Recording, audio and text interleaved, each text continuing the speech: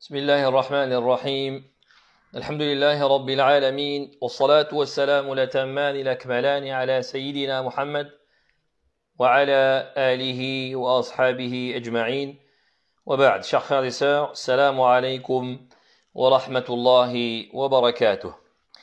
Aujourd'hui ensemble Inch'Allah Ta'ala on va faire l'explication d'un autre hadith. Il s'agit du hadith de al-Mu'minin Aïcha radhiyallahu anha, hadith dans lequel elle dit قال رسول الله صلى الله قال رسول الله صلى الله عليه وسلم من أحدث في أمرنا هذا ما ليس منه فهو رد. Hadith rapporté par Bukhari ou Muslim, et dans une version de Muslim من عمل عملا ليس عليه أمرنا فهو رد. On va traduire Inch'Allah Ta'ala et on va expliquer par la permission d'Allah subhanahu wa ta'ala. عن أم المؤمنين أم عبد الله عائشة رضي الله عنها قالت. Selon la mère des croyants, Abdillah, Aïcha radhiyallahu anha, le prophète sallallahu alayhi wa sallam a dit, قال رسول الله صلى الله عليه وسلم من أحدث في أمرنا هذا ما ليس منه فهو رد. Quiconque ajoute à notre affaire ce qui n'en fait pas partie verra son ajout rejeté. Et l'autre version de Muslim, من عمل عملا ليس عليه أمرنا فهو رد. Quiconque accomplit un acte ne faisant pas partie de notre religion, son acte est rejeté. Donc, celle qui rapporte le hadith, c'est la mère des croyants, Abdillah, Aïcha radhiyallahu anha.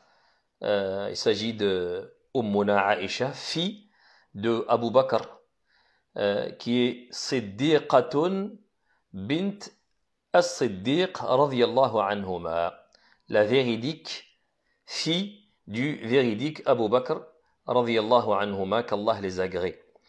Elle était l'une des femmes du prophète sallallahu alayhi wa sallam, l'une de ses femmes les plus aimées après Khadija radhiyallahu anha. C'est aussi Ummuna Aïcha, la femme la plus savante de la Ummah. Le compagnon Abu Musa al-Ash'ari radhiyallahu anhu a dit à son sujet, il a dit ما أشكل علينا حديث قط فسألنا عنه عائشة إلا وجدنا عندها منه علما, qui signifie à chaque fois qu'on a rencontré une problématique avec un récit, avec un hadith, et qu'on l'a soumis, ou plutôt qu'on l'a soumise la problématique à Aïcha radhiyallahu anha, elle en avait la réponse. Elle avait toujours la réponse. Donc Aïcha radhiyallahu anha, épouse du prophète sallallahu alayhi wa sallam, a rapporté quand même 2210 hadiths. Elle meurt à Médine à l'âge de 66 ans et elle est enterrée à Médine, al-Baqi', en l'an 58 de l'Hégire. Radhiyallahu anha, qu'Allah l'agrée, ainsi que tous les compagnons du prophète sallallahu alayhi wa sallam. Donc dans ce hadith, selon al-Mu'mini, la mère des croyants, Abdillah. Abdillah, donc la mère de Abdullah, donc c'est le kunya qu'on donnait à Aïcha radhiyallahu anha. Pourtant elle n'a pas eu d'enfant. Elle n'a pas eu d'enfant, mais en fait on l'a surnommée Abdullah, la mère de Abdullah, tout simplement parce qu'elle était la tante maternelle de Abdullah ibn Zubayr, donc le fils de sa sœur Asma bint Abi Bakr et fils aussi de Zubayr ibn al-Awwam radhiyallahu anhum. Donc elle avait l'habitude de prendre soin de Abdullah ibn Zubayr, et c'est pour ça qu'elle a été nommée Abdillah. Qu'est-ce qu'elle nous rapporte comme hadith? Elle dit que le prophète sallallahu alayhi wa sallam a dit من أحدث في أمرنا هذا ما ليس منه فهو رد. si on traduit, la traduction, très, très difficile de comprendre, il faut l'expliquer. Pourquoi? Parce que la traduction, ça donne « quiconque ajoute à notre affaire ce qui n'en fait pas partie, verra son ajout rejeté ». Donc, de quel ajout s'agit-il? De quelle affaire s'agit-il? C'est un peu compliqué. De quoi s'agit-il? Eh bien, on a vu précédemment un hadith qui sert à évaluer les actes quant à leur aspect intérieur.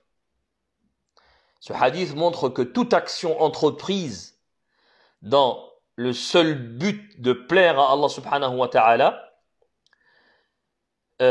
ou plutôt on va dire ce hadith-là, qu'on a vu précédemment, que je vais citer après, montre que toute action qui est entreprise sans le but de plaire à Allah subhanahu wa ta'ala n'apporte à son auteur aucune récompense dans l'au-delà.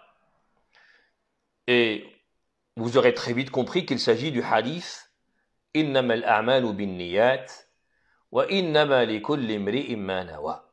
Certes, les actes ne valent que par leur intention et chacun sera récompensé selon son intention. Tandis que le hadith de Aïcha, qui se trouve là devant nous, entre nos mains, et dont nous allons faire l'explication, ou dont nous sommes en train de faire l'explication, ce hadith-là, celui-ci, il sert à évaluer les actes quant à leur aspect extérieur. Et il montre que toute action ne peut être qualifiée d'action pieuse, d'œuvre pieuse, que si, et seulement si, elle est en parfaite conformité avec les commandements d'Allah subhanahu wa ta'ala et ceux de son prophète sallallahu alayhi wa sallam. En fait, ces deux hadiths, le premier innamal a'malu bin niyat et ce hadith que nous avons là devant nous, ce sont deux hadiths qui se complètent. Quand on a interrogé Al-Fudayl ibn Iyad, le grand ascète, grand savant, à propos du verset dans lequel Allah subhanahu wa ta'ala dit dans Surat Al-Mulk Alladhi khalaqa al-mawta wal-hayata liyabluwakum ayyukum ahsanu amala. C'est lui qui a créé la mort et la vie afin de vous éprouver et de savoir qui de vous est le meilleur en œuvre. Lorsqu'on a posé la question à Al-Fudayl ibn Iyad, on lui a dit Ma ma'na ahsanul amal. Que signifie la meilleure œuvre? Il a répondu akhlasuhu wa aswabuhu. Akhlasuhu wa aswabuhu. Donc on lui a dit ma akhlasuhu wa ma aswabuhu. Que signifie akhlasuhu et que signifie aswabuhu? Et Al-Fudayl ibn Iyad de répondre إن العمل إذا كان خالصا ولم يكن صوابا لم يقبل وإن كان صوابا ولم يكن خالصا فلم يقبل حتى يكون خالصا صوابا. Il répond en disant l'œuvre, l'action, si elle est vouée exclusivement pour Allah subhanahu wa ta'ala, mais elle n'est pas sawaban, c'est-à-dire qu'elle n'est pas en conformité avec la voie du prophète sallallahu alayhi wa sallam, elle n'est pas acceptée. De même que si elle est en conformité avec la recommandation du prophète sallallahu alayhi wa sallam, mais qu'elle n'est pas vouée exclusivement pour Allah subhanahu wa ta'ala, elle ne sera pas aussi acceptée. Hatta yakuna khalisan sawaban, jusqu'à que celle-ci remplisse les deux conditions. Sincère, la sincérité, et la conformité aux actes, aux recommandations du prophète sallallahu alayhi wa sallam. En quelque sorte, tu ne fais pas n'importe quoi. Tu ne fais pas ce qui te passe par la tête en termes de ibada. Ils lui ont dit Ya Aba Ali, donc il s'agit de Al-Fudayl ibn Iyad, Ma huwa al-khalisu as-sawab. Ils lui ont dit, donc qu'est-ce que le khalis as-sawab? Il a dit al-khalis, an yakuna lillah, le khalis, c'est que il faut que ça soit pour Allah et uniquement pour Allah subhanahu wa ta'ala, ça doit être voué exclusivement à Allah subhanahu wa ta'ala. Was-sawab an yakuna ala as-sunnah, et le sawab, c'est qu'il soit en conformité avec la voie du prophète sallallahu alayhi wa sallam. Donc, chaque œuvre est composée de deux volets inséparables. Une intention qui la motive, et ça, c'est son aspect intérieur ou sa partie cachée. Et une manière pour l'accomplir. Ça, c'est son aspect extérieur ou sa partie apparente. Et la partie ou l'aspect intérieur, la partie cachée, c'est ce hadith, ce fameux hadith, célèbre hadith, innama al-a'malu binniyat. Tandis que l'aspect extérieur, la partie apparente, c'est ce hadith que nous avons entre les mains. Et pour qu'elle soit bonne, l'action, pour qu'elle soit bonne, il faut, excusez-moi, pour que l'action soit bonne, il faut que ces deux volets soient parfaits. L'aspect intérieur et l'aspect extérieur. Et quand on dit bonne, pour qu'elle soit bonne, c'est-à-dire l'action pour qu'elle soit valide. Quelle que soit l'œuvre, pour que celle-ci soit valide, il faut forcément l'aspect intérieur et extérieur. L'aspect intérieur, ça veut dire quoi? Ça veut dire que ça doit être accompli avec une intention sincère pour Allah subhanahu wa ta'ala. Et l'aspect extérieur, c'est la manière, la façon. C'est-à-dire que ça doit être accompli en conformité totale avec la voie du prophète sallallahu alayhi wa sallam. Et justement, le contenu de ce hadith que nous avons là et dont nous faisons l'explication traite justement du deuxième aspect, à savoir l'aspect extérieur. Le prophète sallallahu alayhi wa sallam dit: Man ahdatha fi amrina hadha ma laysa minhu fahuwa radd. Quiconque ajoute à notre affaire ce qui n'en fait pas partie sera rejeté. Cet ajout sera rejeté.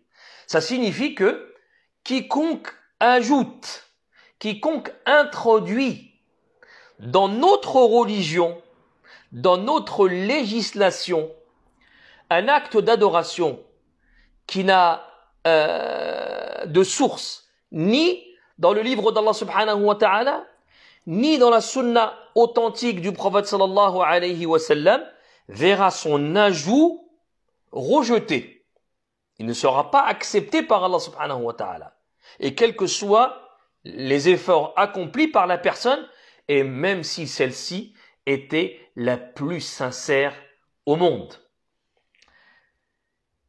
Et donc, on comprend que ce hadith est une mise en garde contre l'innovation. Contre l'innovation. Ce qu'on appelle en arabe, ce qu'on désigne en arabe par le terme de bid'a. La bid'a, l'hérésie. Dans ce hadith, le prophète sallallahu alayhi wa sallam nous incite clairement à suivre et non pas à innover, non pas à inventer.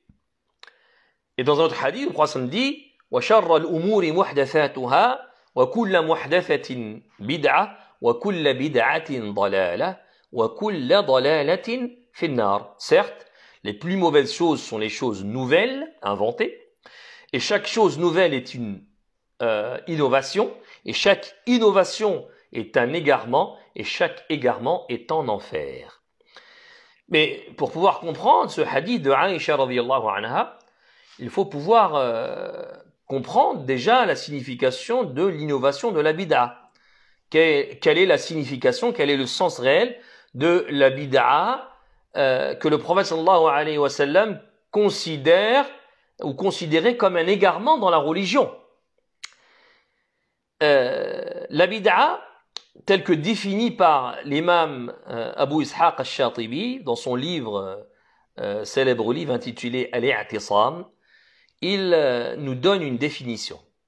Et il donne la définition suivante. Il dit طريقة في الدين مخترعة تضاهي الشرعية يقصد بالسلوك عليها المبالغة في التعبد إلى الله في التعبد لله سبحانه وتعالى. On va traduire. طريقة في الدين مخترعة, une voie dans la, et après on va expliquer bien sûr, une voie dans la religion inventée, تضاهي الشرعية, qui ressemble à la voie légale islamique, sharia, يقصد بالسلوك عليها المبالغة في التعبد لله سبحانه وتعالى, et qui a pour objectif d'amener celui qui l'emprunte à l'excès, à l'exagération dans l'adoration d'Allah subhanahu wa ta'ala. Sachez que cette définition, comme on dit une majorité de savants, c'est la définition la plus correcte, la plus fiable sur la question de la bid'a, la notion de la bid'a. C'est une définition courte, concise, précise et complète. Et à partir de cette définition, on peut comprendre tariqatun fi ddini mukhtara'a, une voie dans la religion inventée. On peut comprendre à partir de cette définition que la bid'a, c'est forcément en matière de religion. Tariqatun fi ddin, une voie en matière de religion, dans la religion, et non dans les choses mondaines, les choses non religieuses, telles que les us, les coutumes, les traditions, les habitudes, etc. Tout ça ne pas entrer dans la bid'a, ou plutôt la bid'a ne pas entrer dans ces choses-là. Et, excusez-moi, en même temps j'ai des... le téléphone sonne, j'ai des appels. Donc, la meilleure preuve, le meilleur argument pour prouver que la bid'a c'est uniquement en matière de religion, bah justement c'est le hadith. Un paradoxe, c'est le hadith de Aïcha dont nous sommes en train de faire l'explication. Qu'est-ce que dit le prophète sallallahu alayhi wa sallam? Il dit, non, plutôt, on va retourner à la définition de l'imam Shatibi. Il dit, tariqatun fi ddini mukhtara'a, une voie dans la religion inventée. Le prophète sallallahu alayhi wa sallam, il dit, man ahdatha fi amrina hadha ma laysa minhu, fahuwa rad.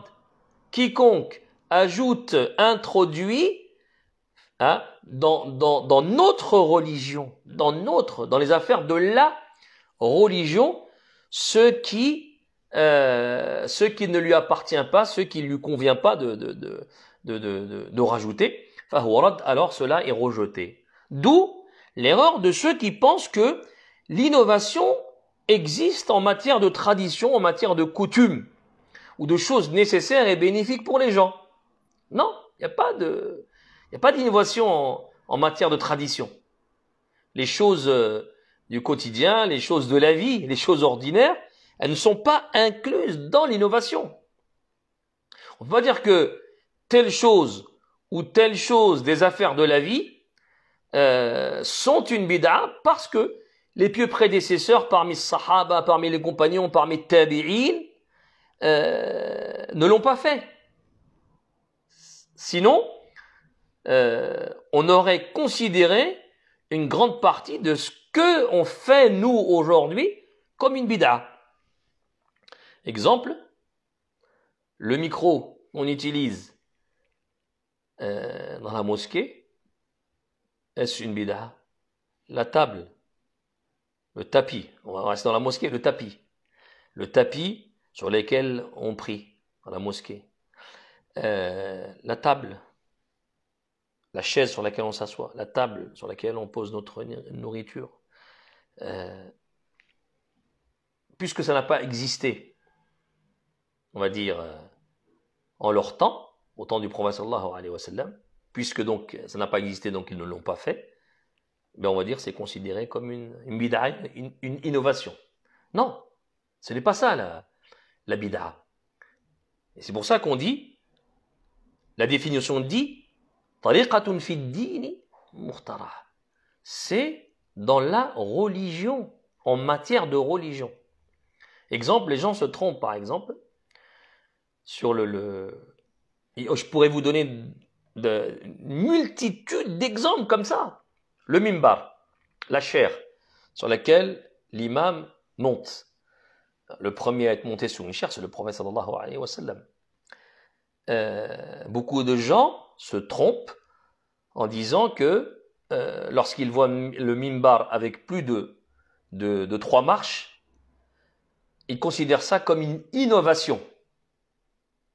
Pourquoi? Parce qu'ils disent la chaire du prophète sallallahu alayhi wa sallam avait 3 marches. Donc si aujourd'hui on a une chaire de plus de 3 marches, un mimbar de plus de 3 marches, c'est une innovation. Alors qu'en réalité, la bid'a, l'innovation, n'entre pas dans ça.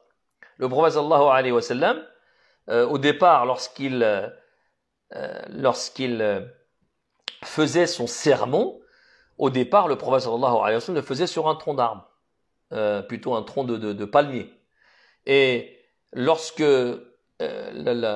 son public s'est agrandi et qu'il y a eu plus de monde, on lui a proposé, on lui a dit au prophète d'Allah, Ala naj'alu laka shay'an taqifu alayhi hatta yaraka an-nas, au prophète d'Allah, penses-tu pas qu'on devrait te mettre quelque chose pour que tu puisses te mettre debout et que les gens puissent te voir, pour que les gens puissent te voir, parce que son public s'est agrandi. Et donc, on lui a présenté un charpentier qui lui a construit un mimbar avec 3 marches. D'accord? Avec 3 marches. Et le prophète sallallahu alayhi wa sallam, en aucun cas, cela aujourd'hui, on va dire que si le mimbar n'a pas 3 marches, cela ne fait pas partie cela fait partie de la bid'a. La bid'a n'entre pas dans ces choses-là. Le prophète sallallahu alayhi wa sallam avait 3 marches parce qu'il avait besoin de 3 marches. Mais si le prophète sallallahu alayhi wa sallam avait besoin de plus de 3 marches, on lui aurait fait un mimbar avec plus de 3 marches. Et donc, énormément de choses comme ça, une multitude d'exemples que je peux vous donner, dont la bid'a n'entre pas dedans, mais les gens le considèrent comme bid'a. C'est pourquoi il est très important de définir qu'est-ce que la bid'a. Et il est aussi important de définir qu'est-ce que la sunna, son opposé. Certaines personnes pensent que tout ce que le prophète sallallahu alayhi wa sallam a fait dans sa vie entre dans la sunna. Bien que les savants aient dit, la sunna c'est quoi? La sunna, bien sûr que la sunna, selon le domaine, selon la matière, ou selon le domaine, si c'est la jurisprudence, si c'est au fiqh, ou si c'est traditionniste, on a une définition différente, c'est vrai. Mais la sunna, globalement, qu'est-ce que c'est? La sunna, les ulama ont dit, c'est ce que le prophète sallallahu alayhi wa sallam a fait, comme ils disent, ma fa'alahu ala wajhi taqarrubi ila Allah subhanahu wa ta'ala. C'est ce que le prophète sallallahu alayhi wa sallam a fait dans l'intention de se rapprocher d'Allah subhanahu wa ta'ala, de se rapprocher de son Seigneur. C'est ça la sunna. Et lorsque la personne le fait, elle est récompensée. Mais on ne peut pas mettre dans la sunna tout ce que le prophète sallallahu alayhi wa sallam a fait, parce qu'il y a des choses que le prophète sallallahu alayhi wa sallam a fait, ce n'était pas ta'abboudi, ce n'était pas dans l'objectif de s'approcher d'Allah subhanahu wa ta'ala. Il l'a fait parce qu'il en avait besoin. Et les gens mélangent. Comme, je vais vous donner un exemple. Pour manger, par exemple. Certaines personnes pensent que manger avec une cuillère ou avec une fourchette, s'asseoir à une table, sur une chaise, c'est une bid'a. C'est une innovation. Alors que c'est faux. Le prophète sallallahu alayhi wa sallam avait l'habitude de manger selon les habitudes de son peuple, selon les habitudes de ceux avec qui il vivait. Et surtout, à ce qui correspondait à sa nature, sallallahu alayhi wa sallam. Et sa nature, c'était la nature de la simplicité, la nature de la facilité, de l'humilité, etc.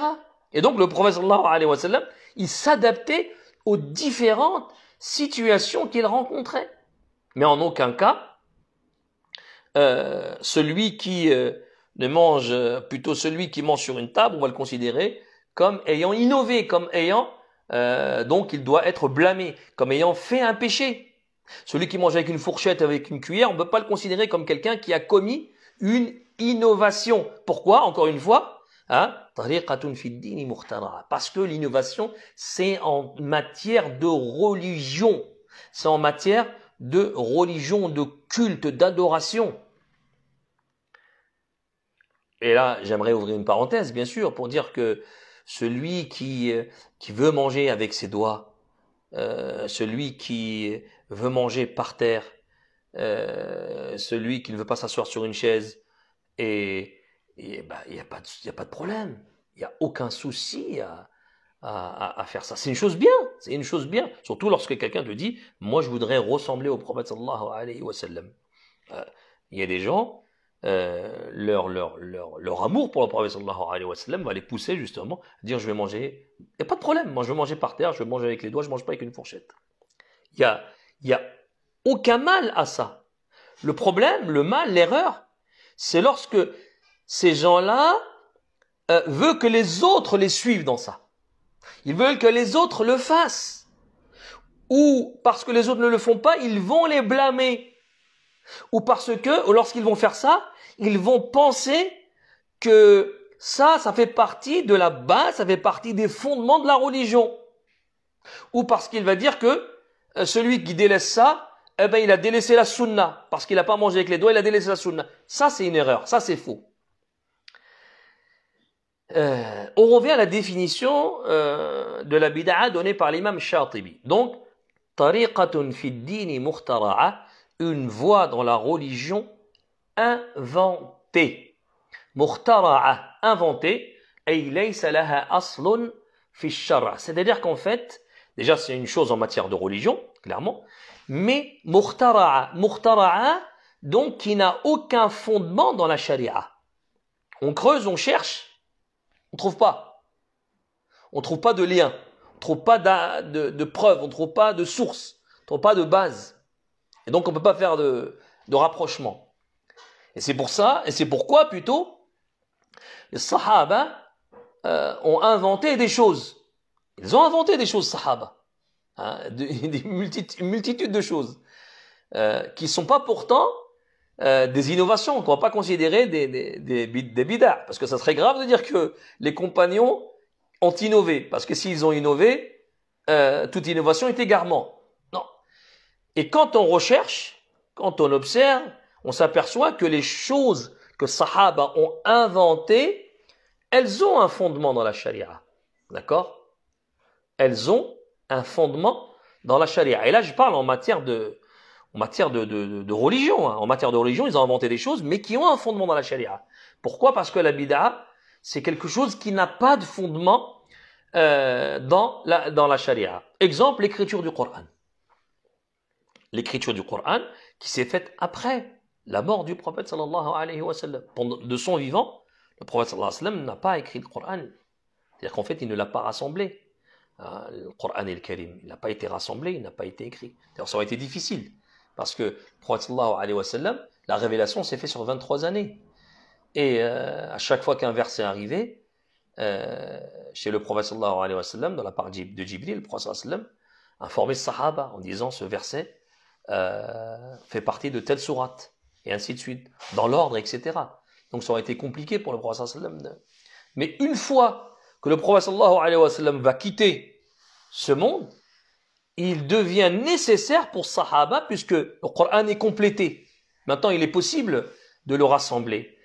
Et donc, il devient une nécessité d'écrire le Coran et le Karim, de rassembler le Coran et le Karim.